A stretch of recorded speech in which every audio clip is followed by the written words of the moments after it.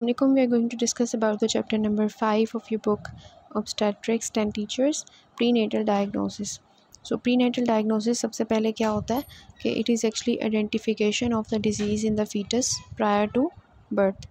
Birth से पहले हम कोई भी डिज़ीज़ को आइडेंटिफाई कर लें इन fetus के अंदर, तो that is the prenatal diagnosis. ठीक है, तो ये हम कब करते होते हैं प्रीनेटल डायग्नोसिस, जब हमें सस्पिशन हो of the disease in foetus. Suspicion मतलब शक है कि फ़ीटस के अंदर कोई डिज़ीज़ हो सकती है. अब शक जो है वो हर किसी फ़ीटस में तो नहीं हमने करना ना, कोई ऐसे हमारे पास जो है वो टूल्स होने चाहिए जिनके बेसिस में हम कहें कि हमें लग रहा है इस बच्चे के अंदर कोई मसला है. ठीक है, तो वो हमें कैसे पता चलेगा कि फॉर एग्ज़ाम्पल हमने हिस्ट्री ली और फैमिली हिस्ट्री में हमें पता चला कि कोई मसले का कि उसकी family history is positive for some disease, like कोई भी जेनेटिक डिज़ीज़, ठीक है, जो रिकरेंटली उनकी फैमिली में चल रही है. तो हमने क्या किया, उसके अंदर प्रीनेटल डायग्नोसिस की. देन पास्ट ऑब्स्टेट्रिक हिस्ट्री उसकी ठीक नहीं है, पहले जो बच्चे उसके पैदा हुए थे उनमें कोई ना कोई मसला था. ठीक है, फिर क्या है, सीरम स्क्रीनिंग टेस्ट हम करवाते हैं, तो हमें जो है वो ट्राइसोमी 21 जो है वो हमें पता चल सकता है. फिर अल्ट्रासाउंड स्क्रीनिंग करवाते हैं, 13 वीक पे डेटिंग स्कैन करवाते हैं और 20 वीक्स पे एनॉमली स्कैन करवाते हैं. तो ये सब चीज़ें जो है हमें प्री नेटल डायग्नोसिस की तरफ के हमने जो है वो इन लोगों का करना है. तो स्क्रीनिंग टेस्ट के थ्रू और स्क्रीनिंग के बाद ही हम डायग्नोसिस की तरफ जाते हैं ना, प्री नेटल डायग्नोसिस. तो फैमिली हिस्ट्री है, पास्ट ऑब्स्टेट्रिक हिस्ट्री है, सीरम स्क्रीनिंग टेस्ट है, हमें एबनॉर्मलिटी लग रही है, या अल्ट्रासाउंड स्क्रीनिंग से हमें एबनॉर्मलिटी लग रही है. जो डेटिंग और एनॉमली स्कैन तो हर किसी के अंदर होना होता है, तो फिर हम जो है प्री नेटल डायग्नोसिस की तरफ जाते हैं. ठीक है, तो प्री नेटल स्क्रीनिंग टेस्ट जो होता है, ठीक है, वो हम सबसे पहले करते हैं और फिर जब स्क्रीनिंग टेस्ट कर लेते हैं तो फिर हम डायग्नोस्टिक टेस्ट की तरफ जाते हैं. तो हमारा जो स्क्रीनिंग टेस्ट होना चाहिए सबसे पहले तो वो रेलेवेंट होना चाहिए कि जो डिज़ीज़ हमने स्क्रीन करनी है उससे रेलेवेंट ही हमारा टेस्ट होना चाहिए. देन इफ़ेक्ट ऑफ मैनेजमेंट होना चाहिए, ऑन मैनेजमेंट होना चाहिए कि फॉर एग्ज़ाम्पल कि हम कोई भी जो है वो मतलब कि हम कर रहे हैं स्क्रीनिंग टेस्ट, तो हमारी मैनेजमेंट के ऑप्शंस भी होने चाहिए ना, कि ये तो नहीं है हमने स्क्रीन कर लिया और कोई थेरेपी है ही नहीं है उसकी. ठीक है, तो इसी की बेस पे हम स्क्रीनिंग के बेस पे हम डिसाइड करते हैं कि क्या हमने जो है ना थेरेपी करनी है या हमने प्रेगनेंसी को टर्मिनेट करना है. देन आता है कि सेंसिटिविटी मतलब कि जो टेस्ट है वो कंडीशन को ठीक कंसिडर करे कि ये कंडीशन वाकई में ठीक है, यही डिज़ीज़ है बच्चे को. ठीक है, तो दैट इज़ सेंसिटिविटी. और स्पेसिफिसिटी क्या है कि जो लोगों मतलब उसमें डिज़ीज़ नहीं है ना, तो उसको रूल आउट करना. तो ये ऑपोजिट है, sensitivity is detection of the disease condition and specificity is the detection of those who do not have the condition. ठीक है, तो ये हो गया. दैन प्रेडिक्टिव वैल्यू होती है और अफोर्डेबल और इक्विटी होती है. प्रेडिक्टिव वैल्यू मतलब कि ये बता देगा एक्यूरेटली कि किन को डिज़ीज़ है और किन को डिज़ीज़ नहीं है. ठीक है, देन अफोर्डेबिलिटी होनी चाहिए, मतलब कि वो टेस्ट जो है वो इतना महंगा नहीं होना चाहिए, सस्ता होना चाहिए. देन इक्विटी होना चाहिए कि सबको अवेलेबल हो, तो हॉस्पिटल में ये टेस्ट अवेलेबल होने चाहिए ताकि हम जो इनको परफॉर्म कर सकें. अब जो है ये टेस्ट जो होते हैं ये नॉन इन्वेसिव टेस्ट होते हैं जो हमें करने होते हैं, और इन्वेसिव टेस्ट होते हैं, इन्वेसिव और नॉन इन्वेसिव. ठीक है, नॉन इन्वेसिव को सबसे पहले देखें कि अल्ट्रासाउंड आपको पता है हर किसी में हो रहा होता है, डॉपलर है, देन मैटरनल ब्लड टेस्ट हम करवाते होते हैं. ठीक है, और बायोकेमिकल मार्कर्स वगैरह देखने के लिए, और मैटरनल ब्लड हम करवाते हैं फीटस फ्री फीटल डीएनए, मतलब फीटल का डीएनए चेक करने के लिए. सो ये हमारे नॉन इन्वेसिव टेस्ट हैं. इन्वेसिव टेस्ट में क्या है कि हम कोई बायोप्सी ले लें, हम एमनियोसेंटेसिस कर लें, हम फीटल ब्लड सैम्पलिंग ले लें, हम बायोप्सी करें फीटल टिशू की, और इसके अलावा एम्ब्रियो फीटोस्कोपी है, इसके अलावा हम कुछ टेस्ट पढ़ेंगे इन्वेसिव में. ठीक है, तो अकॉर्डिंग टू ये बुक मैंने एक जगह पे इसका टेबल बना दिया, ये जो आपका क्लासिफिकेशन है ना इसका. ठीक है, तो सबसे पहले हमारे जो टेस्ट आता है नॉन इन्वेसिव में बात करें तो दैट इज़ अल्ट्रासाउंड. अल्ट्रासाउंड क्या करता है आपको पता है, जो भी स्ट्रक्चरल फीटल एनॉमलीज़ होती हैं लाइक फॉर एग्जांपल बेबी को न्यूरल ट्यूब डिफेक्ट्स हैं, बेबी को गैस्ट्रोस्केसिस है, बेबी को सिस्टिक एडिनोमेटॉइड मेलफॉर्मेशन ऑफ लंग है, कोई भी रीनल एबनॉर्मेलिटीज़ हैं, कोई ट्विन ट्रांसफ्यूजन सिंड्रोम्स हैं, तो क्या ये चीज़ें हमें अल्ट्रासाउंड से डिटेक्ट हो सकती हैं ना। ठीक है, तो अल्ट्रासाउंड का काम ये होगा। देन इसके अलावा जो है नॉन इन्वेसिव टेस्ट में is a maternal blood test, जिसमें हम क्या करवाते हैं, वायरल सीरोलॉजी करवाते हैं, मदर के अंदर एंटीबॉडीज़ का टाइटर चेक करते हैं, IgG IgM against the organisms. फिर अल्ट्रासाउंड अगर सजेस्टिव था कि हमने अल्ट्रासाउंड किया और हमें लग रहा है कि इसके अंदर हाइड्रोप्स है या वेंट्रिकुलोमेगैली है बेबी के अंदर, तो हम या फिर history of exposure to virus है, तो फिर हम मैटरनल ब्लड टेस्ट करवाते होते हैं। ठीक हो गया, तो ये हमारे दूसरा हो गया नॉन इन्वेसिव टेस्ट।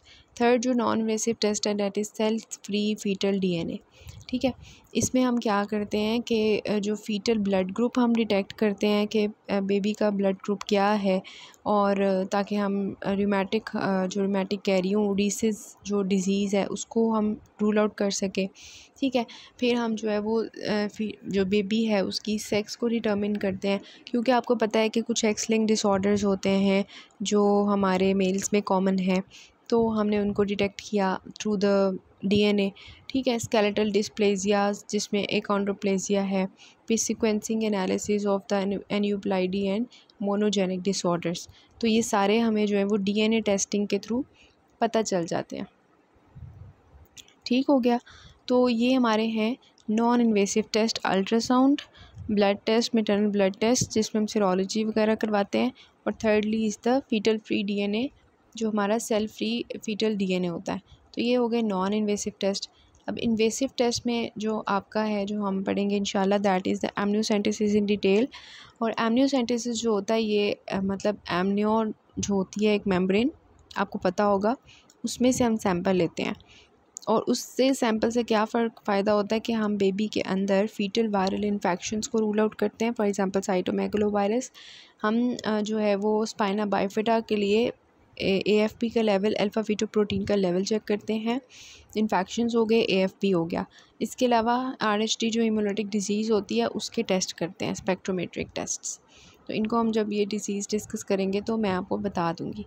फिर क्रोनिक विलस सैम्पलिंग होती है, ये जो एमनियोसेंटेसिस ज़्यादा अच्छी होती है, इसके कॉजेज़ क्या हैं, क्यों अच्छी है, वो हम बाद में देखेंगे, और कुछ केसेस में अच्छी है, अदरवाइज़ इसके डिसएडवांटेजेस भी हैं। मिसकैरेज का रेट इसमें ज़्यादा होता है एज़ कम्पेयर टू एमनियोसेंटेसिस। तो कैरियोटाइपिंग हम इसे करते हैं, सिंगल जीन डिसऑर्डर्स, ये दोनों के केस में, एमनियोसेंटेसिस के केस में भी और क्रोनिक विलस सैम्पलिंग दोनों के केस में कैरियोटाइपिंग और सिंगल जीन डिसऑर्डर्स को रूल आउट करने के लिए हम ये करते हैं। Like for example down syndrome है, सिस्टिक फाइब्रोसिस है, या थैलेसीमिया है, सिकल सेल डिजीज़ है, या आपको पता है अल्फा वन एंटीट्रिप्सिन डेफिशिएंसी है, इस तरह की बहुत सी जेनेटिक डिसऑर्डर्स जो हैं वो हम इनसे रूल आउट करते हैं। देन कॉर्डोसेंटेसिस, अब कॉर्डोसेंटेसिस ये रेयरली परफॉर्म किया जाता है, ज़्यादातर कोरानिक विलस सैम्पलिंग करते हैं अगर हमने करना हो, या एमनियोसेंटेसिस करते हैं। जो कॉर्डोसेंटेसिस है इसमें एलो इम्यून थ्रोम्बोसाइटोपिनिया को डिटेक्ट करने के लिए।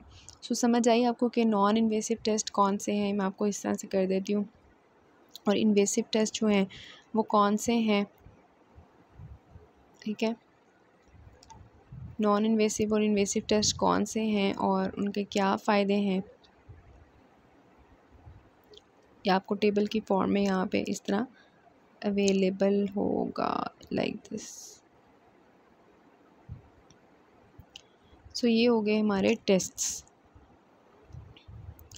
अब जी हमारा आता है कि मतलब ये थोड़ी सी चीज़ें मतलब डिस्कस करने वाली, कि सबसे पहले तो हमारी जो है हमें पता होना चाहिए कि हम क्या सस्पेक्ट कर रहे हैं कि इस बेबी को क्या मसला हो सकता है, और कितने हद का मसला हो सकता है, कि हम उसके माँ बाप को बताएं, होने वाले माँ बाप को, और ताकि वो पहले से स्टेप्स लें और इमोशनली तैयार रहें कि हमारे बच्चे की कंडीशन ऐसी है। देन उसकी हिस्ट्री बहुत अच्छी लें, हिस्ट्री पे डिपेंड करता है कि आप इसको प्री नेटल डायग्नोसिस पिकअप करते हो या नहीं। बहुत से बच्चे होते हैं उनकी करेक्ट हिस्ट्री नहीं लेते, उनकी अच्छी स्क्रीनिंग डायग्नोस्टिक टेस्ट नहीं होते, और वो एबनॉर्मल पैदा होते हैं किसी न किसी मसले के साथ। तो that is very important prenatal diagnosis, कि उसके लिए आप हिस्ट्री अच्छी लो, फैमिली हिस्ट्री अच्छी लो, पास्ट ऑब्स्टेट्रिक हिस्ट्री अच्छी लो। ठीक है, उस पर डिपेंड करेगी आपकी अभी की मैनेजमेंट। देन आता है कि risk, risk through the baby क्या है, अवेलेबल टेस्ट क्या है हमारे पास इस हॉस्पिटल सेटअप वगैरह में, सैम्पल जो है वो हमने कौन सा लेना है, किस तरह से लेना है, और accuracy and limitations of the test हमें पता होनी चाहिए, जिन एक्सेप्टेबिलिटी होनी चाहिए टेस्ट की, और एथिकली जो है वो फ़ीज़िबल होना चाहिए। ठीक है, ये थोड़ी सी चीज़ें थी। अब हम प्री टेस्ट काउंसलिंग करते हैं कि अब एक मदर है उसको हम कैसे काउंसल करेंगे, जी हमने तुम्हारे साथ ये टेस्ट करने हैं। नॉन इन्वेसिव टेस्ट में इतना मसला नहीं होता, वो सबका हो रहा होता है, अल्ट्रासाउंड हो गया, ब्लड टेस्ट हो गए, ये होते रहते हैं नॉर्मली भी। लेकिन मसला किस में आता है, इन्वेसिव टेस्ट में। तो इन्वेसिव टेस्ट में जिसमें आप एक मदर के अंदर, उसके पेट के अंदर सुइयाँ घुसा रहे हो, तो वो उसको तो यही लगेगा ये मेरे बच्चे को मारने आए हुए हैं डॉक्टर्स। तो उससे पहले आप थोड़ा उसको इन्फॉर्म्ड कॉन्सेंट लोगे, उसको बताओगे, उसको समझाओगे कि why we are performing this. ठीक है, तो ऑप्शंस फॉर द वुमेन होने चाहिए if the foetus is affected. तो ऑप्शंस अगर हमें पता चल जाता है, हमने स्क्रीनिंग टेस्ट की, हमने जो है वो इन्वेसिव टेस्ट किए, और हमें पता चल जाता है डायग्नोस्टिक टेस्ट से कि जी बेबी जो है उसके अंदर ना कोई प्रॉब्लम है, तो अब वो फ़ीमेल को आप क्या ऑप्शंस दोगे, या तो अपनी प्रेगनेंसी कंटिन्यू करो या प्रेगनेंसी को टर्मिनेट करो, और जो फ्यूचर प्रेगनेंसीज़ हैं उनके लिए तुमने क्या करना है। तो options for the women if the foetus is affected क्या है, सबसे पहला ऑप्शन कंटिन्यू करो, plan for the care and prepare for the serious condition of the baby delivered, ताकि उसके घर वाले पहले से तैयार हो जाएं कि हम उसकी एक तो ड्यूरिंग प्रेगनेंसी केयर करेंगे बच्चे की, और अगर बच्चा पैदा हो जाता है तो हमें सीरियस लेना पड़ेगा उसको, कि बच्चा सीरियस हालत में है, पहले से उनकी इमोशनली ट्रेनिंग की जाए। देन आता है कि टर्मिनेट करेंगे प्रेगनेंसी, दूसरा क्या ऑप्शन, प्रेगनेंसी को टर्मिनेट कर देंगे।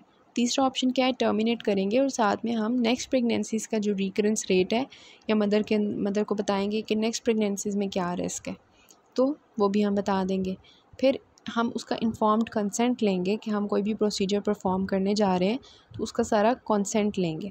तो कंसेंट लेने के लिए हम उसको क्या बताएंगे, कुछ बताएंगे तो वो कंसेंट देगी ना, कि ऐसे ही दे देगी जो मर्ज़ी कर लो मेरे साथ, नहीं, हम उसको प्रोसीजर बताएंगे कि हमने ऐसे ऐसे करना है, क्यों करना है, इसके रिस्क्स क्या हैं, लिमिटेशंस क्या हैं, और सब्सिक्वेंट मैनेजमेंट ऑप्शंस क्या हैं। फिर जो है वायरस स्क्रीनिंग टेस्ट जो है वो हम करते हैं मदर के HIV और hepatitis before any invasive procedure. तो ये आपको पता होना चाहिए कि इन्वेसिव प्रोसीजर परफॉर्म करने से पहले उसको ये भी बताना है कि हमने आपके कोई इन्फेक्शन के जो है टेस्ट करने हैं। Viral screening test HIV and hepatitis for before performing the screening test. ठीक हो गया, तो ये सबसे पहले आपने उसको ऑप्शंस एक्सप्लेन कर दिए, उससे कंसेंट लिया, उसके लिए आपने उसको प्रोसीजर, रिस्क, कॉम्प्लिकेशंस और उसके मैनेजमेंट ऑप्शंस, और जो है ये सारा जो है आपने उसके साथ डिस्कस किया, वाइड स्क्रीनिंग टेस्ट कर लिया। अब हमारा आगे प्रोसीजर, सबसे पहला प्रोसीजर है chorionic villus sampling. Invasive test की बात की जा रही है। कोरोनिक विलस सैम्पलिंग में क्या है कि इसके नाम से आपको पता चल रहा है कि जो कोरोइन जो है उसके अंदर जो ट्रोफोब्लास्टिक सेल्स हैं ना, वो बहुत ज़्यादा रैपिडली डिवाइड कर रहे होते हैं, तो specially during the first trimester. ठीक है, तो रैपिडली डिवाइडिंग जो ट्रोफोब्लास्टिक सेल्स होते हैं डेवलपिंग प्लेसेंटा में, वहाँ से हम सैंपल लेते हैं कोरोनिक विलस सैम्पलिंग। इस तरह से हमने अल्ट्रासाउंड जो है ये रखा होता है एक साइड पे, जिसे हम सारा देख रहे होते हैं। तो ये प्लेसेंटा आपको फ्रंट पे नज़र आ रहा है, ये एब्डोमेन है, तो बिल्कुल यहाँ पे प्लेसेंटा नज़र आ रहा है। ठीक है, और प्लेसेंटा के साथ क्या है, कॉर्ड है, और कॉर्ड के साथ बेबी अटैच हुआ है। तो आपने जो है ये प्लेसेंटा के अंदर घुसानी है नीडल, और नीडल कहाँ से क्रॉस करेगी, सबसे पहले एब्डोमिनल वॉल में से, फिर यूट्रस जो है उसकी वॉल्स में से, मतलब मायोमेट्रियम में से, और फिर जो है ये रीच करेगी प्लेसेंटा को। तो वहाँ से आपने सैंपल ले लेना है थ्रू द नीडल। ये देखिए अल्ट्रासाउंड रखा हुआ है। अच्छा, लेकिन ये आप जो है ट्रांस एब्डोमिनल अप्रोच थी ऊपर वाली, लेकिन अगर प्लेसेंटा यहाँ पर है, पीछे की तरफ पड़ा हुआ है, ठीक है, एब्डोमिनल हम यहाँ से नीडल घुसाएंगे तो कैसे लेके जाएंगे, नीडल को तोड़ के तो नहीं ऐसे लेके जाएंगे। तो ऐसा कोई प्रोसीजर होना चाहिए कि हम नीचे से डालेंगे फिर के। ठीक है, तो कैथेटर जो है इसमें यूज़ किया जाएगा, जो कि हम ट्रांस सर्वाइकली डालेंगे अगर प्लेसेंटा जो है वो पीछे की तरफ है।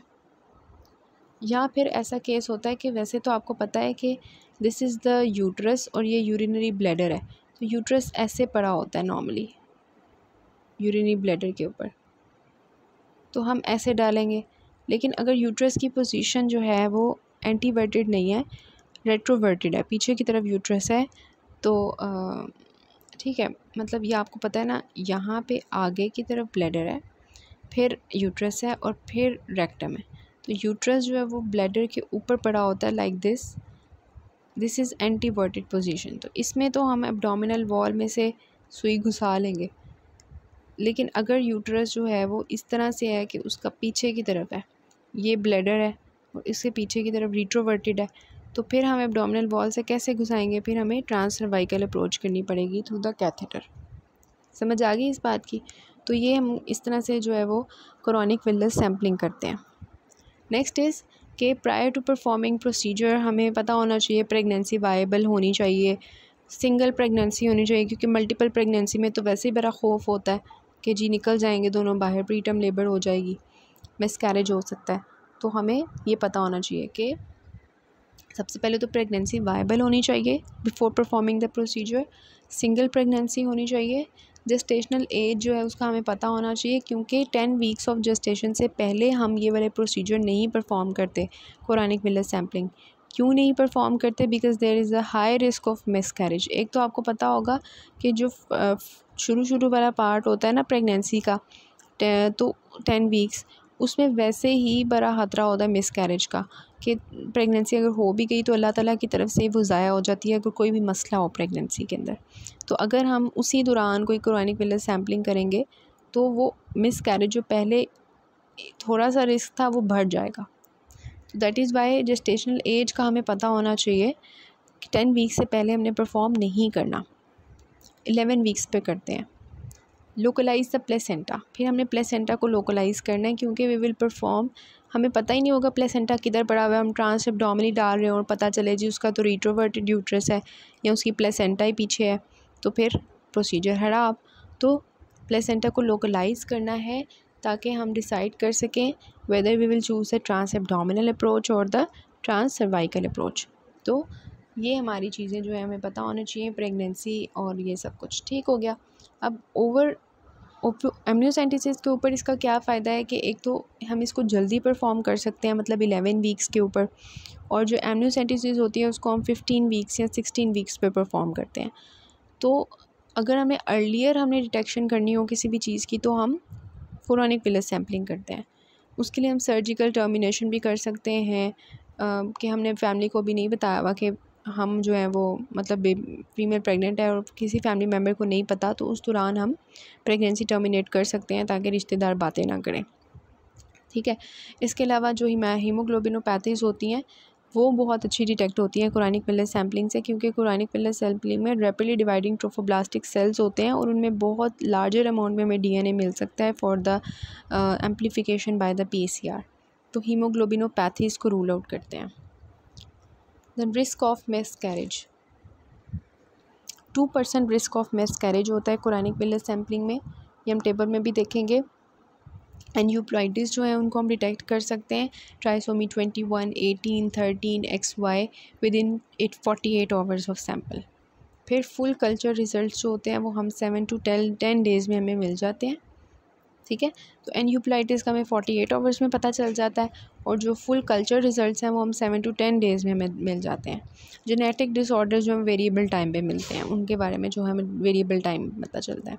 प्लेसेंटल मोज़ेकिज़म कभी कभार होती है, इसको छोड़ दें। अच्छा, अब आता है एमनियोसेंटेसिस। एमनियोसेंटेसिस जो है इसमें भी अल्ट्रासाउंड डालते हैं और इसमें एमनियोटिक फ्लूइड जो है उसको हम विदड्रॉ करते हैं फिर।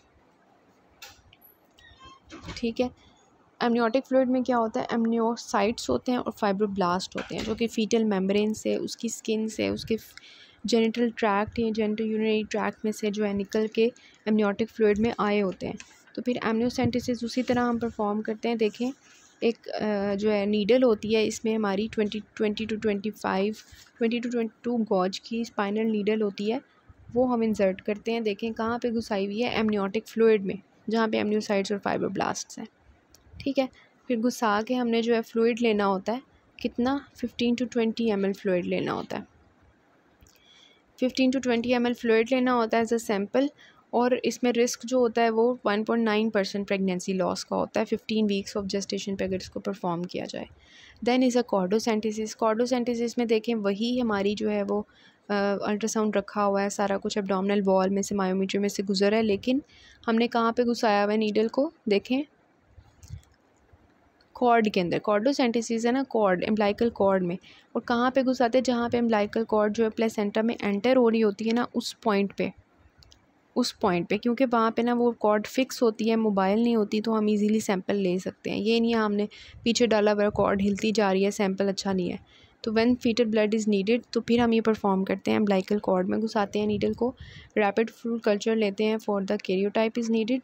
कैरियोटाइपिंग करने के लिए फुल कल्चर लेते हैं हम, रैपिड अगर हमें चाहिए हो, जल्दी चाहिए हो, मतलब जल्दी हमने कल्चर करवाना हो कि ब्लड में से ज़्यादा अच्छा कल्चर आएगा ना। Then suspected severe foetal anaemia हो, थ्रोम्बोसाइटोपिनिया हो, मतलब बेबी के अंदर आरबीसीज की कमी है, प्लेटलेट्स की कमी है, तो फिर हम जो है वो जल्दी से इमीडिएट ट्रांसफ्यूजन दे सकें directly into the umbilical cord.